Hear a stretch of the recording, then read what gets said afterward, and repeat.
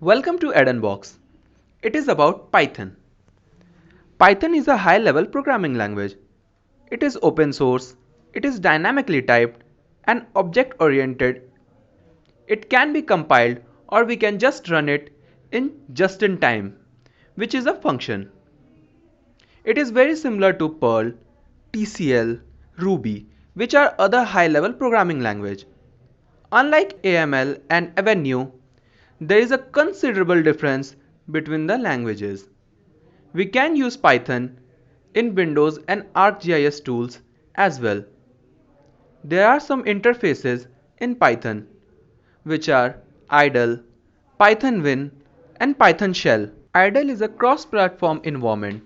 It means it works on either Macintosh, Windows, or Linux environments. Python Win is an exclusively Windows interface. It means it only runs in Windows operating system. Python Shell is a command line interactive shell which is use commands as its features. We will use idle for most of our experiments because idle is an open source and cross-platform. There are some GUI corrections in idle by default, like comments are in red color, strings are in green. For any definitions, it is in blue. Normal keywords appears in orange colors and output is also in blue colors. Some normal features of idle are we can use it in color code programming. We can use it for debugging. It is auto indent. It has an interactive shell. This is a normal example of Python. In this example, we are printing Hello World. It is a very first program of programming basics.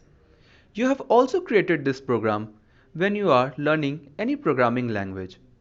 In this program, we have used the print function and in double quotes, we have written the text Hello World. After running this program, the output we get is Hello World. As you all know, Python is an object-oriented language. It means it treated everything as an object. Here, Hello World is a string. So the thing which we have used is object calling.